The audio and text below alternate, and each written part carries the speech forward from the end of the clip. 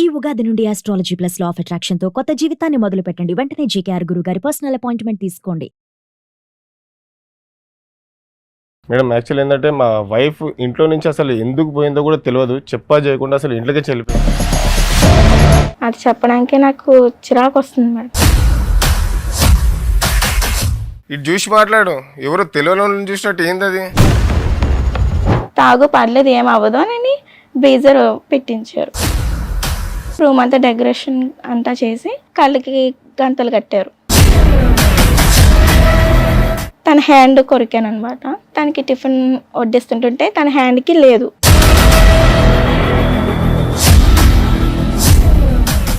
నువ్వు తప్పు చేసినావా లేదా అనేది తెలిసిన తర్వాత మాత్రం నీకు మామూలుగా ఉండదు. నువ్వు ఇప్పుడు వాయిస్ రేస్ చేసినందుకు నేను ముందే చెప్తున్నా. అసలు నాకేం గుర్తొస్తలే, వీళ్ళే కలిసేదో నన్ను ఆగం పట్టిస్తారు మేడం. నువ్వు చేసింది తప్పు అంటే ఏమన్నా మెమరీ లాస్ రోగం ఉన్నదా నీకు?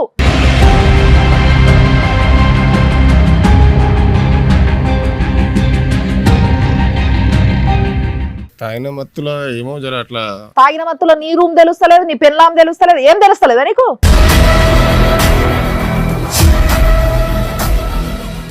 చీటింగ్ కేసు పడుతుంది. ఎన్ని 3 నుంచి 7 సంవత్సరాలు. నువ్వు ఇంటికి తీసుకుపోనికి కాదా ఆమెను పిలిపించింది నేను. ఆమె రావాలి కదా, ఆమెకి ఇష్టం లేకుండా గుంజుకోపోతావు నువ్వు. ఏం ధైర్యం, ఏం దమ్ముతో మాట్లాడుతావు నువ్వు ఒక ఆడపిల్లని అట్లా చేసి?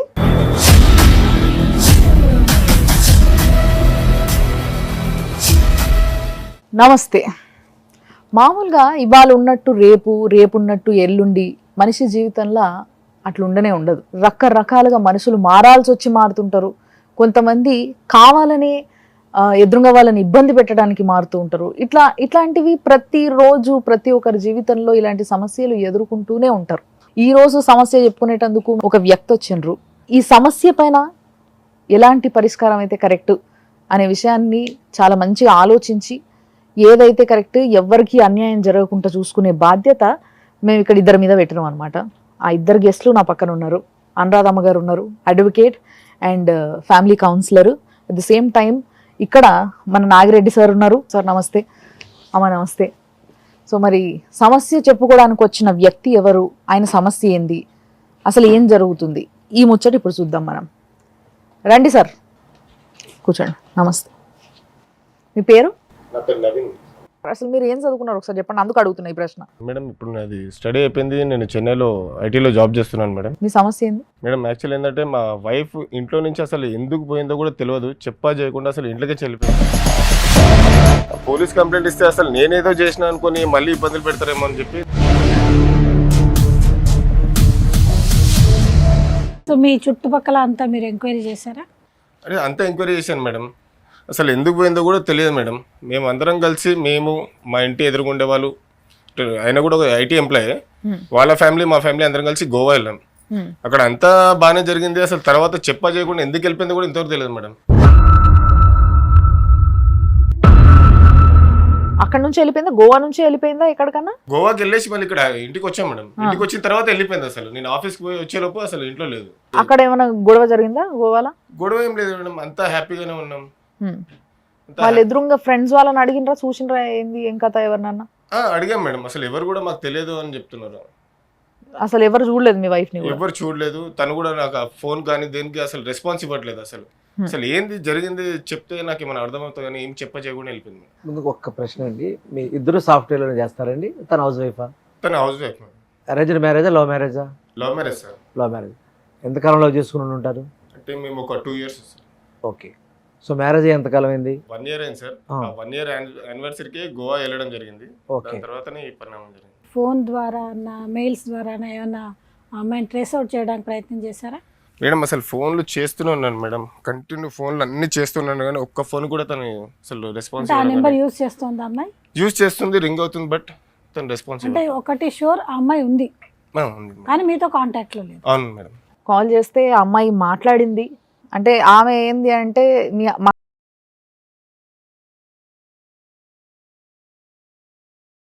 ఆయన నీ కోసం ఎత్తుకుంటా మా దగ్గరకు వచ్చిండు, నువ్వు ఎందుకు వెళ్ళిపోయినావో కూడా ఆయన క్లారిటీ లేదట, అదన్నా చెప్పిపోదుదా అని నేను పిలిస్తే అమ్మాయి వచ్చింది. దా అపర్ణ. నమస్తే అండి. నమస్తే సార్.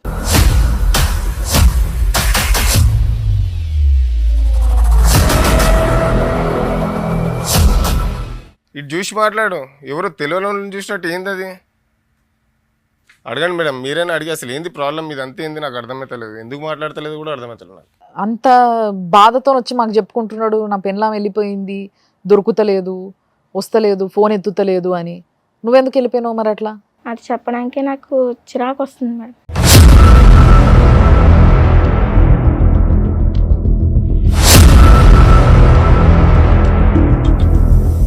అంత చిరాకు వచ్చే పని ఏం చేసినావు అబ్బా నువ్వు?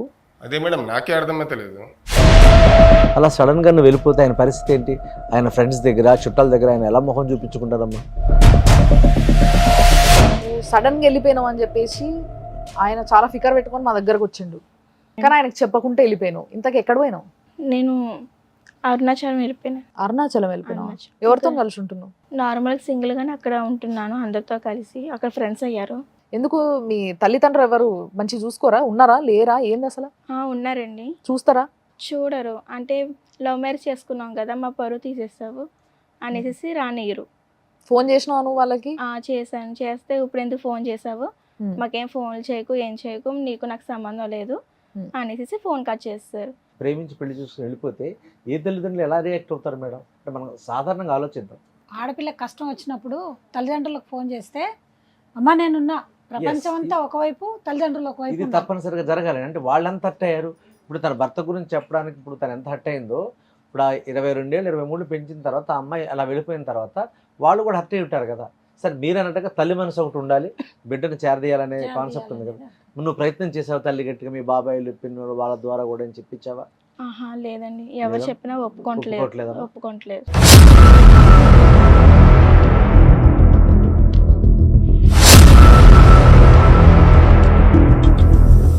మరి ఇప్పుడు ఏ తల్లిదండ్రులు అయినా ఎంతో హర్ట్ అయితే తప్పితేనే మాట్లాడుకుంటూ ఉంటారు, లేకుంటే సొంత కూతురుతో మాట్లాడకుండా ఎన్ని రోజులని ఉంటారు? అట్లీస్ట్ పెళ్ళయి ఇప్పుడు మీకు సంవత్సరం అయిపోయింది అంటున్నారు కదా, సంవత్సరం తర్వాత అయినా మాట్లాడాలి, కానీ మాట్లాడతలేరు అని అంటే పాపం వాళ్ళు ఎంతో ప్రేమగా పెంచుకొని ఉంటారు, హర్ట్ అయి ఉంటారు. అసలు అంతగా ప్రేమించిన వాళ్ళని కూడా వదిలిపెట్టేసి మరి ఈయనతో వచ్చేసి నేను పెళ్లి చేసుకోవాలనిపించే అంతగా నీకు ఏమనిపించింది? ఎట్లా మొదలైంది అసలు మీ పరిచయం? ఇన్స్టాగ్రామ్లో పరిచయం అయిందండి. నేను రీల్స్ తీస్తూ ఉంటాను, దానికి లైక్స్, కామెంట్స్ గట్రా పెట్టేవారు. ఓకే. పెడుతుంటే మంచిగా కామెంట్స్ పెడుతున్నారు అనేసి థ్యాంక్ యూ అలాగా మాట్లాడుకునేవారు. అంటే ఇప్పుడు కామెంట్స్, లైక్స్ అనేవి చాలా మంది కొడతారు, ఆయన ఒక్కడు కాదు కదా నీ రీల్స్ కి. అంటే ఎంతమంది చెప్పినా నెగిటివ్గా కొంచెం అలా పెట్టేవారు, నేను కొంచెం పాజిటివ్గా కామెంట్ పెట్టేవారు. ఓకే. పెడితే సరే లైక్ కొట్టారు, అన్నీ చేశారు. తర్వాత పర్సనల్ నెంబర్ ఇచ్చుకోవడం, మామూలు మాట్లాడుకోవడం, లవ్ అది స్టార్ట్ అయింది. ఇన్స్టాగ్రామ్ లో కలుసుకున్న తర్వాత నంబర్లు మార్చుకున్నా, కలిసిరా బయట? కలిసాం. తను యాక్చువల్లీ చెన్నైలో జాబ్ చేసేవారు, నేను తిరుపతిలో ఉండేవాను. ఓకే. అయితే వీకెండ్ వచ్చినప్పుడు అక్కడికి తిరుపతి రావడం, అలా బయటికి వెళ్ళడం, మూవీకి అంటూ పార్క్ అంటూ వెళ్ళి ఎంజాయ్ చేసేవాళ్ళం. అయితే ఇంట్లో సంబంధాలు చూస్తున్నారని నేను తనకు చెప్పాను, ఇలా ఇంట్లో చూస్తున్నారు సంబంధం, ఏంటి పెళ్లి చేసుకుందామా అంటే, సరే అయితే ఇంట్లో అడుగుదామంటే మా మమ్మీని అడిగాను, డాడీని అడిగాం. అయితే డాడీ వాళ్ళ మమ్మీ ఒప్పుకోలేదు. ఇంకా 2 చెల్లెలు ఉన్నారు, వీళ్ళంటే పిచ్చి పనులు చేస్తే ఎలాగా అనేసి అన్నారు.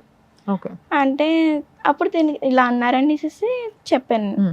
చెప్తేనేమో సరే నువ్వు వచ్చేసే అయితే నేను చూసుకుంటా అనేసి చెప్పారు. నేను వచ్చేసాను. తర్వాత మ్యారేజ్ అయిపోయింది. మా అపార్ట్మెంట్లోనే ఆపోజిట్లోని ఫ్రెండ్స్ అయ్యారు, మా హస్బెండ్ వాళ్ళ ఫ్రెండ్. అయితే అప్పుడు మాకు యానివర్సరీ 1 ఇయర్ అవుతుంది. 1 ఇయర్ అవుతుంటుంటే గోవాకని ప్లాన్ చేశారు. గోవాకి వెళ్ళాం. వాళ్ళతో కలిసా? వాళ్ళతో కలిసి, వాళ్ళ ఫ్యామిలీ మా ఫ్యామిలీ వెళ్ళాం. వెళ్తే అక్కడ ప్లాన్ చేశానని అక్కడ గోవాకి వెళ్ళాం. గోవాకి వెళ్ళాక అక్కడ బార్కని వెళ్ళి డ్రింక్ అది ఇది ఫోర్స్ చేశారు, తాగు అనేసి. అంటే అప్పటికి నేను ఒప్పుకోలేదు, వద్దు అని అన్నాను. అంటే తాగు పర్లేదు ఏం అవ్వదు అని బీజర్ పెట్టించారు. అయితే తాగేసేసాక రూమ్కి వచ్చేసాము. రూమ్కి వచ్చేసాక రూమ్ అంతా డెకరేషన్ అంతా చేసి బాగానే ఉంది.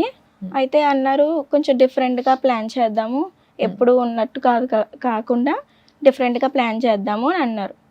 అంటే సరే ఇంట్రెస్ట్గా ఉంది కదా, సరే డిఫరెంట్గా చేద్దాం అనేసి కళ్ళకి గంతలు కట్టారు. గంటలు కట్టి అలాగా ప్లాన్ చేశారు. చేస్తే ఆ ఫీలింగ్లో తన హ్యాండ్ కొరికాను అనమాట.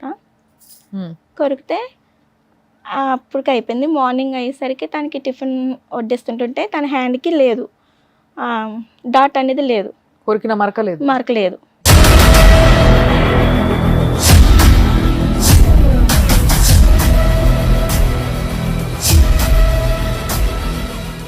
లేకపోతే సర్లే నేనేమన్నా భ్రమ పడుతున్నానా ఏంటా అనేసి నాలో నేనే ఊరుకున్నాను. ఊరుకుంటే తర్వాత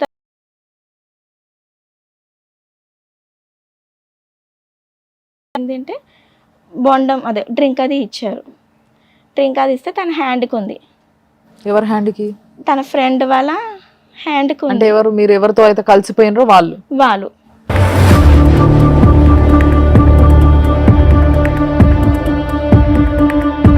ఇంకా నేను షాక్. ఇంకా ఏంటి ఇలా అయ్యింది, ఏంటి మా హస్బెండ్ ఎంత మోసం చేస్తాడా, నన్ను ఎంత చీట్ చేశాడా అనేసి ఇంకా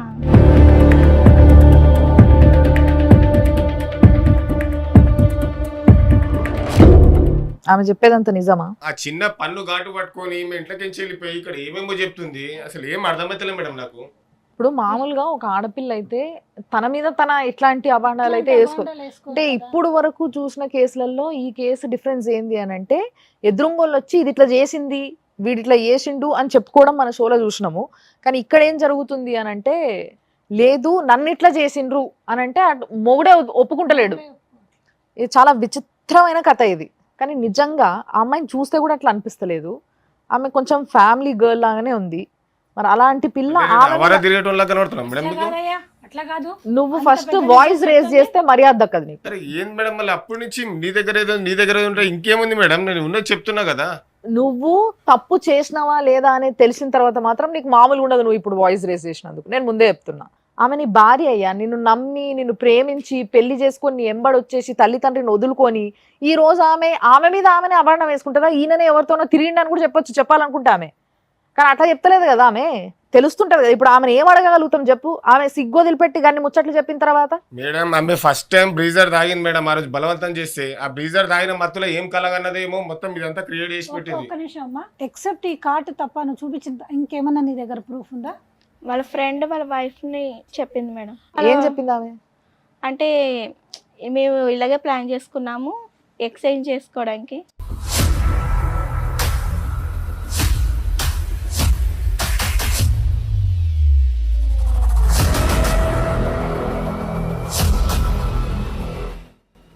ఎందుకన్నా ప్రూఫ్ ఇంకేం కావాలి మేము? ప్లాన్ చేసుకునే వాళ్ళే చెప్పారు కదా. కిందకెందుకు చూస్తాం? ఈ నేల సూపులు ఎందుకు? ఇంకా చేయాల్సిందంత చేసి నీకు అసలు ఎంత ధైర్యం? అసలు ఇంత కథ పట్టించింది కాకుండా మళ్ళీ ఉల్టా చాలా అమాయకుల్లాగా మన దగ్గరకు ఆయన్నే వచ్చిండు. మనని కన్సల్ట్ అయింది ఆయన్నే. ఎందుకంటే ఇది ముందస్తు జాగ్రత్తలు. ఇక్కడ చూసిండ్రా మేడం, పోలీస్ స్టేషన్ కి పోంది కూడా ఎందుకే అన్నట్టు బేసిక్ గా. ముందస్తు ఎందుకంటే అక్కడ అడిగే తీరులో అడుగుతారు కనుక అక్కడికి నువ్వు వెళ్లకుండా ఇక్కడ మేము బయో మీడియాగా మేము మాట్లాడి ఇదేదో సర్దిపుచ్చుతామేమో అని అనుకుని వచ్చారు కదా మీరు ఇక్కడికి. అంటే అక్కడ అమ్మాయితో ఈ ఒక్క రాత్రికే తర్వాత నా పెళ్ళామే అనేసి మాట్లాడుకున్నావా? సరే నువ్వు ఒకళ్ళ దగ్గరికి పోయినావు, ఆమెకి ఇష్టం నీకు ఇష్టం, మీరు ఎటన్నా సావండి. ఆ పిల్లేమో న్యాయం చేసిందా నీకు?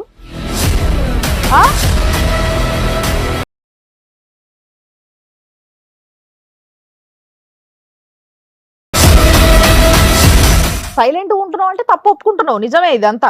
ఏం లేదు మేడం, అసలు నాకు ఏం గుర్తొస్తలే మేడం. ఆ రోజు నేను కూడా డ్రింక్ చేసి ఉన్నాను. ఓహో, నీ గుర్తు లేకుండానే ఎవరి దగ్గర ఉంటున్నావో కూడా నీకు తెలియకుండా పోతుందా? తన భర్త వేరే అమ్మాయితో తిరుగుతున్నాడు, వేరే అమ్మాయితో అక్రమ సంబంధం ఉంది అంటేనే తట్టుకోలేని భార్య ఆమె ఎంతో ప్రేమించి నీ దగ్గరకు వస్తే ఆమెకు తెలియకుండా ఆమె శరీరాన్ని ఇంకొకరి దగ్గర తాకెట్టు పెట్టి నువ్వు ఇంకొకరి దగ్గర పోయి అన్నావంటే బా ఏమి దిమాకు నీది అసలు నిజంగా.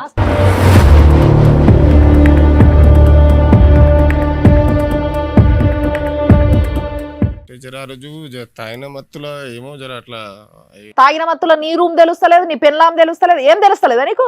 యాక్చువల్లీ ఆపోజిట్ పర్సన్ ఈ ప్లాన్ అంతా.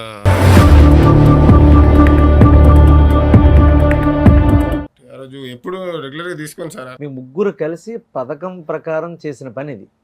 నువ్వు ఒక్కడవే కదా, వాళ్ళిద్దరు కూడా. ఇది చాలా తప్పు. ఆ పిల్ల కన్ఫర్మ్ చేసుకున్న తర్వాతనే ఇక్కడ దాకా రావడానికి కూడా ఇష్టపడ్డది మాతో ఇవన్నీ ముచ్చట్లు చెప్పిన తర్వాత. ఇప్పటికీ కూడా నీ సంసారాన్ని నీ జీవితాన్ని ఇక్కడ దాకా గుంజుకుంది నువ్వే, మేడం నాకు తెలుస్తుంది అసలు అది నువ్వే అని. వాళ్ళందరూ కలిసి ప్లాన్ చేస్తున్నట్టు అనిపిస్తుంది మేడం. ఇంటి ఎదురుగోళ్ళు ఆమె కలిసి ఎవరందరూ? ఆ మీరు ఇంటి plan ఎదురుగోళ్ళు చేశారు ఆమె కలిసి నా మీద ప్లాన్ చేస్తున్నట్టు మీరు అనిపిస్తుంది. ప్లాన్ చేశారు, మీరు ప్లాన్ చేసి నన్ను ఇలా చేశారు. నాకు తెలిసి ఈమెకి ఆ ఇంటి ఎదురుగోళ్ళకి ఏదో ఉన్నట్టుంది అనిపిస్తుంది మేడం.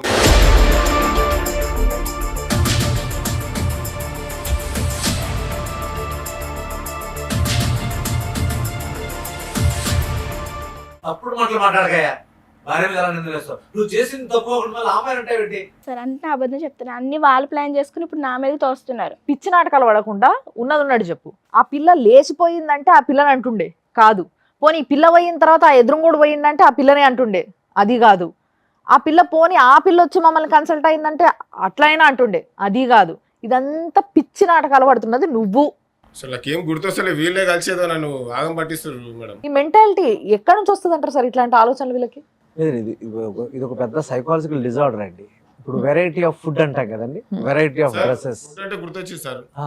మేము గోవాలో ఫుడ్ డిన్నర్ తినేటప్పుడు కూడా ఈమె కూల్ డ్రింక్ బాటిల్ నుంచి సగం తీసుకొని ఆయన గ్లాస్ లో పోసింది.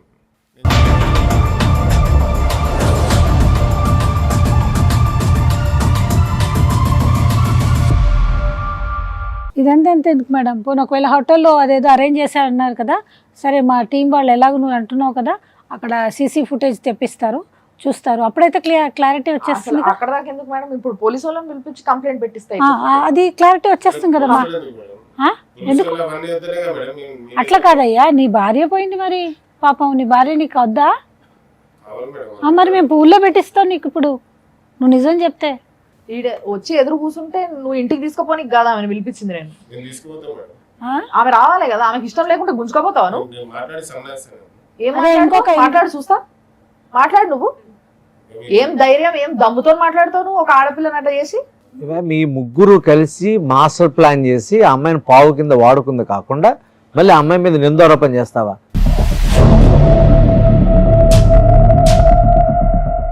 వాళ్ళు ఏదో ప్లాన్ చేసుకున్నారని ఇప్పుడు అంటూ నువ్వు ఇరుక్కుంటే మాత్రం అయిపోయి అన్ని ముచ్చట్లు ఇష్టం వచ్చినట్టు దిప్పేస్తావు అన్నట్టు, అంతేనా?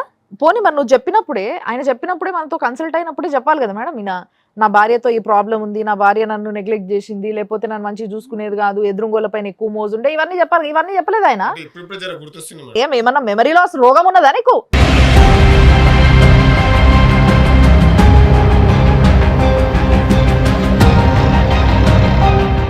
చేసిన మేడం, నాకు ఆ అమ్మాయి అంటే ఇంట్రెస్ట్ ఉండే, అంత అయిపోయింది, నేను మర్చిపోయినా. ఈమె కూడా మర్చిపోతుంది అనుకున్నా, మర్చిపోయింది అనుకున్నా. ఈ సడన్ గా ఇట్లా ఇదంతా నాకు. అలా ఎలా మర్చిపోమంటావు చెప్పు?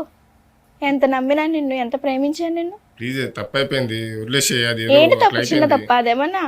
సరే ఇంకోసారి ఇట్లా కాదులేదు. ఇంకోసారా మేడం అంటే తప్పైపోయిందని ఇంకోసారి చెప్తున్నా చేస్తావా? జీవితాంతం ఇప్పుడు ఆమెకి అది గుర్తుకొస్తే ఆమె ఎట్లా బతుకుతుంది చెప్పు? ఆమెకి అది ఎంత మనోవేదన అందిస్తుంది తెలుసా నీకు? అందుకే అదంతా ఒక కలలాగా మర్చిపోమంటున్నాను. నీకేమో ఆ రోజు రాత్రి ఎంజాయ్ చేసినావు నువ్వు నీకు కావాల్సిన వాళ్ళతో. ఇప్పుడు ఆమెకి అది తెలిసి ఆమె ఎంత హింస పడుతుండొచ్చు లోపల లోపల. ఇంత కమిట్మెంట్ లేకుండా ఎందుకు పెళ్లి చేసుకున్నావా నువ్వు ప్రేమించి? మరి ఇంకా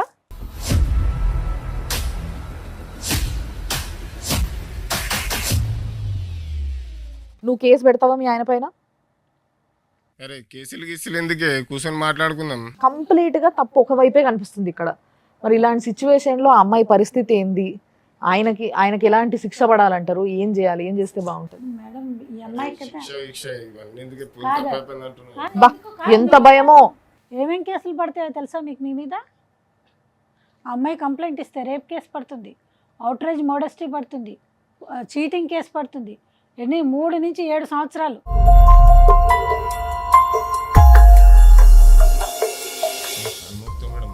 వద్దు మేడం, తను చూస్తుంటే నాకు చిరాకు వస్తుంది మేడం. ప్లీజ్ వెళ్ళిపోమని చెప్పండి. వద్దు. చెప్పురు మేడం. నీ పిల్లం నీ మాట వినే స్టేజ్ లో లేదు, నువ్వు అట్లా చేసుకున్నావు నీ చేతిలో.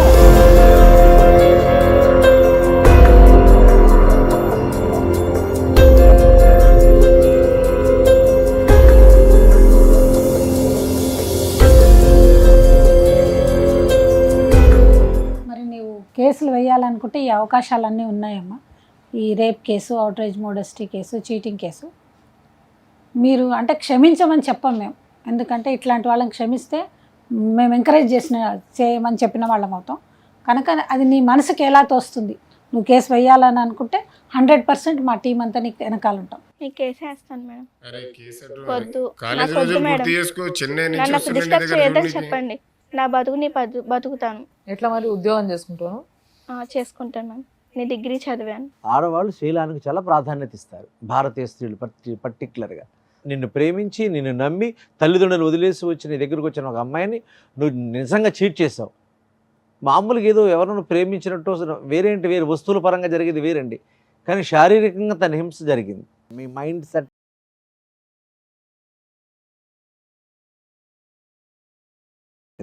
ఎందుకంటే ఆమె చాలా హర్ట్ అయింది. ఆమె కొద్ది కాలం తర్వాత ఏమైనా జరిగి నీలో పరివర్తన వచ్చి నీలో మార్పు వస్తే అప్పుడేమైనా తను యాక్సెప్ట్ చేయొచ్చు. యాక్సెప్ట్ చేయమని చెప్పే హక్కు మాకు లేదు. కనుక మీరే మారాలి. మీరు మారుతున్నారన్న స్పష్టమైనటువంటి మెసేజ్ తనకు అందితే, తను చూస్తే ఒక రోజుకు తను రియలైజ్ అవుతుంది. సార్ నా భార్య నాతో అయ్య రామా, మళ్ళీ ఇంకా పంపించమంటావు ఏంటయ్యా? అమ్మాయి బొమ్మ. ఆమె ఎక్కడ ఉండాలనుకుంటుంది అక్కడ ఉంటుంది. ఆమె ఉద్యోగం చేసుకునే బతుకుతుందో ఏం చేసుకొని బతుకుతుంది. నీ పెన్లాం నీకు కావాలనుకుంటే నువ్వు ఎట్లయితే ఫస్ట్ ఆ వెనకది ఈయన దోస్తు పెన్లాము వీళ్ళందరూ ఉన్నారు, ముగ్గురు మీద కలిపే వేస్తే. ఈ విషయం మేమే చెప్తున్నాం. ఈయన ఒక్కరి మీద వేస్తే నీకేం రాదు, ముగ్గురు మీదే. ముగ్గురు కలిసి ప్లాన్ చేసిర్రట కదా, చెప్తున్నాడు కదా సిగ్గు లేకుండా. కాబట్టి ఆ ముగ్గురిని కలిపి ముగ్గురు మీద కేసేయి. అయిపోయింది.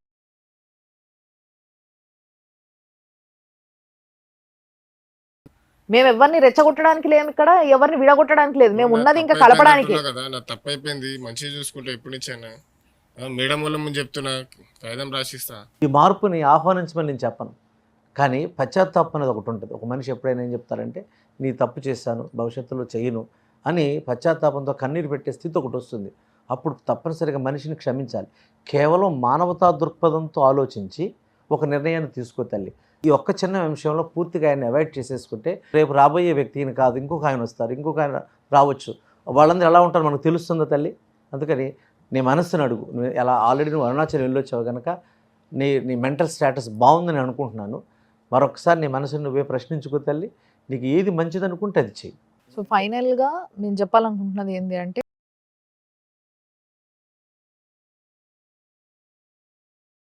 కన్సల్ట్ అవ్వచ్చు నువ్వు. డెఫినెట్లీ నేను ఇది చేద్దాం అనుకుంటున్నా కానీ నాకు భయం వేస్తుంది అని అనిపించే సిచ్యువేషన్లో నువ్వు ఉంటే, నీ వైపు తప్పు లేదు కాబట్టి తప్పకుండా నీ వెనకాల మేము ఉంటాం. నీ జీవితం బాగుపడుతుంది దానివల్ల అంటే అంతకన్నా సంతోషం మాకేం లేదు. నీకు ఇచ్చే హామీ ఇది ఒకటే, నీ సైడ్ నుంచి మాట్లాడడానికే లేదు అసలు. నువ్వు ఏం చేస్తావో ఎట్లా చేస్తావో నీ ఇష్టం. దానివల్ల చిరాకు వచ్చి ఆమె కేసు వేస్తే పడు నోరు మూసుకో. సేమ్ టైం ఇలాంటి కిరాతకులు కొంతమంది ఉంటారు, పెళ్లి చేసుకున్న తర్వాత తన పెళ్ళాంలాగా కనిపించదు వీళ్ళకి, వేరే వాళ్ళ పెళ్ళాంలు మాత్రం చాలా ఇష్టంగా కనిపిస్తుంటారు. ఇలాంటి వాళ్ళు నిజంగా చెప్తున్నా నేను, మీ వల్ల ఈ లోకానికి కానీ ఈ భూమికి కానీ ఎటువంటి ఉపయోగం లేదు. చాలా మంచిగా చెప్తున్నాం. ఏదో ఒక రోజు అంటే పెద్దోళ్ళు అంటారు కదా, దొంగతనం ఒకటి ఇంకో తనం ఒకటి బయటపడతాయి, ఎప్పటికైనా ఇట్లా బయటపడతాయి. బయటపడ్డ రోజు ముఖం ఎన్నో పెట్టుకోవాలి.